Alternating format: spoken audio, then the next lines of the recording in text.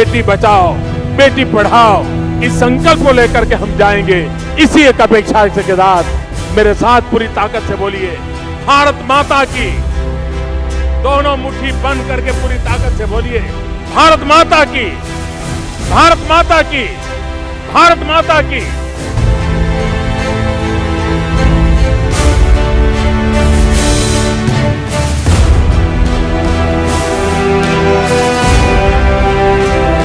गर्भ में बेटी की हत्या ना हो, इसके लिए हमने बेटी बचाओ बेटी पढ़ाओ अभियान शुरू किया। एक बेटी जो सिर्फ एक परिवार की नहीं बल्कि पूरे समाज और देश के भविष्य की पहचान होती है। लेकिन एक समय ऐसा भी था जब देश के कई हिस्सों में बेटी का जन्म खुशियों की वजह नहीं बल्कि चिंता का कारण माना जाता था। कन्या भ्रूण हत्या, गिरता बाल लिंगानुपात, लड़कियों की शिक्षा में भेदभाव और समाज की रूढ़िवादी सोच जैसी कई चुनौतियां देश के सामने थी। इन परिस्थितियों ने न सिर्फ लाखों बेटियों के सपने को अधूरा छोड़ा बल्कि देश के सामाजिक संतुलन पर भी गंभीर सवाल खड़े कर दिए। इन्हीं चुनौतियों से निपटने और समाज की सोच में बदलाव लाने के उद्देश्य से केंद्र सरकार ने 22 जनवरी 2015 को बेटी बचाओ बेटी पढ़ाओ अभियान की शुरुआत की। ये सिर्फ एक सरकारी योजना नहीं बल्कि बेटियों के जन्म, शिक्षा, सुरक्षा और सम्मान को लेकर देशव्यापी जन जागरूकता अभियान था। शुरुआत उन 100 जिलों से हुई जहां बाल लिंगानुपात सबसे अधिक चिंताजनक था, लेकिन धीरे धीरे ये अभियान पूरे देश तक पहुंच गया। पिछले 10 वर्षों में इस योजना के तहत कई बड़े बदलाव किए गए, नए लक्ष्य जोड़े गए, नई रणनीतियां बनाई गई और समाज में जागरूकता बढ़ाने के लिए लगातार अभियान चलाए गए।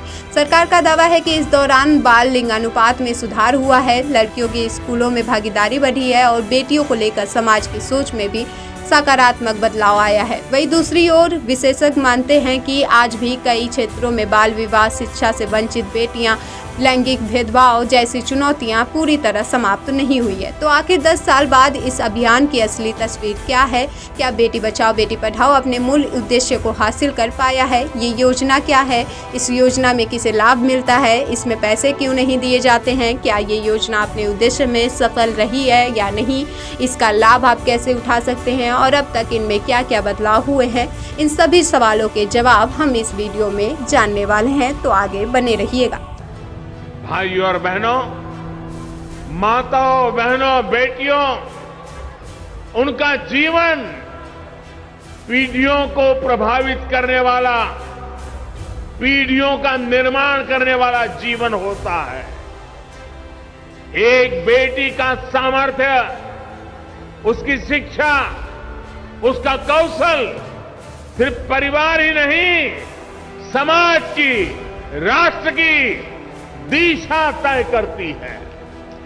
इसलिए 2014 में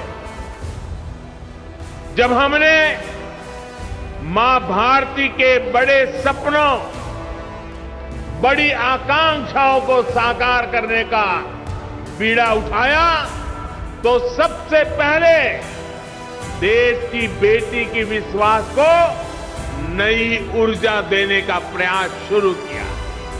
इसलिए हमने बेटी के जन्म से लेकर जीवन के चक्र में हर अवस्था में महिलाओं को सशक्त करने के लिए योजनाएं बनाई, अभियान चलाए।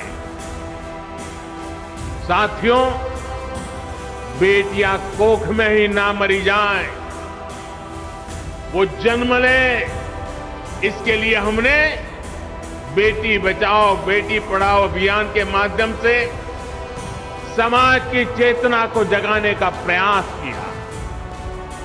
आज परिणाम यह है कि देश के अनेक राज्यों में बेटियों की संख्या में बहुत वृद्धि हुई है।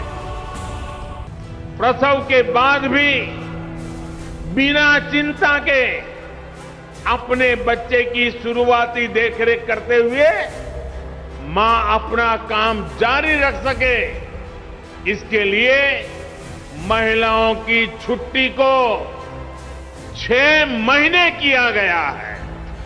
सबसे पहले बात करते हैं बेटी बचाओ बेटी पढ़ाओ योजना है क्या। बेटी बचाओ बेटी पढ़ाओ ये भारत सरकार की एक राष्ट्रीय पहल है जिसकी शुरुआत 22 जनवरी 2015 को हरियाणा के पानीपत से की गई थी। इस योजना का उद्देश्य केवल बेटियों को स्कूल भेजना नहीं बल्कि उनके जन्म से लेकर शिक्षा, सुरक्षा और सशक्तिकरण तक उन्हें बराबरी का अधिकार दिलाना है। इस अभियान को महिला एवं बाल विकास मंत्रालय, स्वास्थ्य एवं परिवार कल्याण मंत्रालय और शिक्षा मंत्रालय मिलकर संचालित करते हैं। इस योजना का लाभ प्रत्यक्ष या अप्रत्यक्ष रूप से नवजात बालिकाओं, छात्राओं, किशोरियों और गर्भवती महिलाओं, उनके परिवारों और पूरे समाज को मिलता है। सवाल ये उठता है कि आखिर बेटी बचाओ बेटी पढ़ाओ जैसी योजना की जरूरत क्यों पड़ी। दरअसल वर्ष 2011 की जनगणना में देश का बाल लिंगानुपात घटकर 919 लड़कियां प्रति 1000 लड़कों पर पहुंच गया था। कई राज्यों और जिलों में स्थिति इससे भी अधिक चिंताजनक थी। कन्या भ्रूण हत्या, बाल विवाह,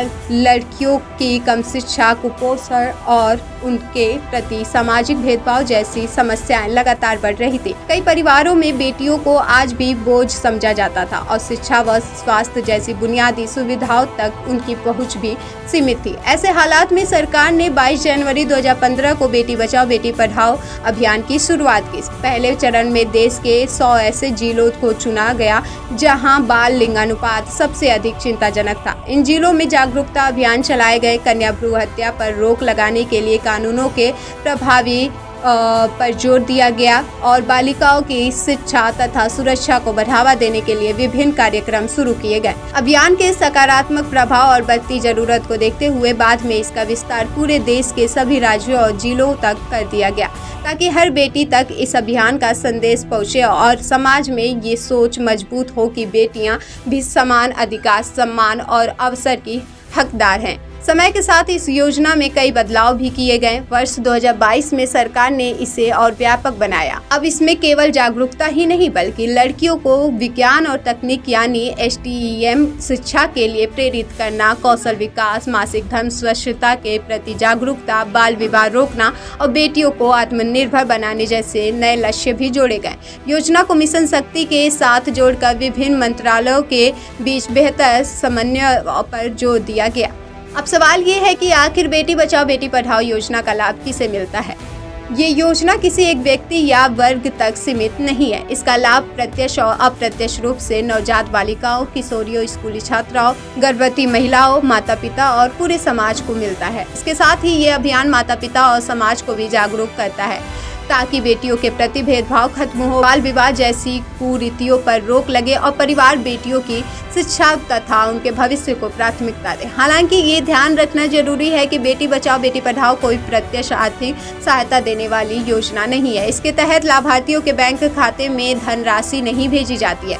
इसका सबसे बड़ा लाभ समाज में जागरूकता बढ़ाना, बालिकाओं के अधिकार की रक्षा करना और उनके लिए बेहतर शिक्षा, सुरक्षा और समान अवसर सुनिश्चित करना है। अब सवाल ये है कि आखिर बेटी बचाओ बेटी पढ़ाओ योजना का लाभ कैसे लिया जा सकता है। दरअसल ये कोई ऐसी योजना नहीं है जिसके लिए आवेदन फॉर्म भरना पड़े या बैंक खाते में सीधे धनराशि मिले। ये एक राष्ट्रीय जन जागरूकता अभियान है, इसलिए इसका लाभ पूरे समाज के लिए है। इस योजना का लाभ पाने के लिए सबसे जरूरी है कि परिवार बेटियों को जन्म से लेकर शिक्षा और स्वास्थ्य तक समान अवसर दें, उन्हें स्कूल में दाखिला दिलाएं, उनकी पढ़ाई बीच में ना छुड़वाएं और बाल विवाह जैसी कुरीतियों से दूर रखें और उनके अधिकारों के प्रति जागरूक रहें। इसके अलावा सरकार और जिला प्रशासन द्वारा समय समय पर आयोजित बेटी बचाओ बेटी पढ़ाओ से जुड़े जागरूकता कार्यक्रमों, स्कूल अभियानों, आंगनबाड़ी गतिविधियों और स्वास्थ्य शिविरों में भी भाग लेकर भी इस अभियान से जुड़ा जा सकता है। अगर किसी परिवार को बेटी की शिक्षा या आर्थिक सुरक्षा के लिए सरकारी सहायता चाहिए तो उन्हें सुकन्या समृद्धि योजना, छात्रवृत्ति योजना या राज्य सरकार के अन्य बालिका कल्याण योजनाओं का लाभ लेना होगा। यानी बेटी बचाओ बेटी पढ़ाओ का असली लाभ तभी मिलेगा जब समाज अपनी सोच बदले, बेटियों को समान अवसर दें और उनके बेहतर भविष्य के लिए मिलकर काम करें। सरकारी आंकड़ों के अनुसार पिछले वर्षों में बाल लिंगानुपात में सुधार दर्ज किया गया है। माध्यमिक स्तर पर लड़कियों के नामांकन में भी बढ़ोतरी हुई है। हालांकि विशेषज्ञों का मानना है कि अभी भी देश के कई हिस्सों में बाल विवाह, शिक्षा में असमानता और लिंग भेद जैसी चुनौतियां पूरी तरह खत्म नहीं हुई है, यानी यात्रा भी बाकी है। अब बात करते हैं इस योजना के 10 साल के सफर की। 22 जनवरी 2015 को इसकी शुरुआत हुई। पहले चरण में केवल 100 जिले शामिल किए गए। इसके बाद योजना का विस्तार 161 जिलों तक हुआ। फिर इसे पूरे देश के सभी जिलों में लागू कर दिया गया। वर्ष 2022 में इस योजना में बड़ा बदलाव किया गया। अब इसमें केवल जागरूकता नहीं बल्कि STEM शिक्षा, स्किल डेवलपमेंट, मासिक धर्म स्वच्छता, डिजिटल शिक्षा और बाल विवाह रोकने जैसे नए लक्ष्य भी जोड़े गए। 10 वर्षों में बेटी बचाओ बेटी पढ़ाओ अभियान ने समाज में बेटियों के प्रति सोच बदलने की दिशा में एक महत्वपूर्ण पहल की है। ये योजना हमें ये संदेश देती है कि यदि बेटी सुरक्षित होगी, शिक्षित होगी और उसे समान अवसर मिलेंगे तभी देश का भविष्य मजबूत होगा। सरकारी योजनाएं तभी सफल होती हैं जब समाज भी उनके उद्देश्य को अपनाए, क्योंकि बेटी केवल एक परिवार की जिम्मेदारी नहीं बल्कि पूरे राष्ट्र की ताकत है। बेटी बचाओ बेटी पढ़ाओ अभियान केवल एक सरकारी योजना नहीं है बल्कि समाज की सोच बदलने का अभियान है। इसका उद्देश्य किसी को आर्थिक सहायता देना नहीं बल्कि बेटियों को बराबरी का अधिकार दिलाना है। एक ऐसा समाज बनाना है जहां बेटी का जन्म उत्सव हो, जहां उसकी शिक्षा परिवार की प्राथमिकता हो और जहां उनके सपनों को बेटा बेटी के फर्क से नहीं बल्कि उसकी मेहनत और प्रतिभा से पहचाना जाए।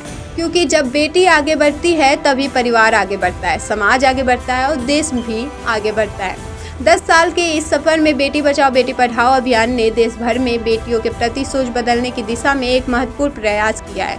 कई क्षेत्रों में सकारात्मक परिणाम सामने आए हैं, लेकिन अभी भी कई चुनौतियां बाकी हैं। सरकारी योजनाएं तभी सफल होती हैं जब समाज भी उन्हें अपनाए। इसलिए जरूरत केवल कानून और योजनाओं की नहीं बल्कि ऐसी सोच की है जो हर बेटी को समान अवसर, सम्मान और सुरक्षित भविष्य दे। बेटी बचाओ बेटी पढ़ाओ योजना से जुड़ी ये खास रिपोर्ट आपको कैसी लगी, हमें कमेंट करके जरूर बताइएगा। सरकारी योजनाओं, जनहित की खबरों और हर महत्वपूर्ण अपडेट के लिए जुड़े रहिए जनता 24/7 न्यूज़ के साथ। धन्यवाद।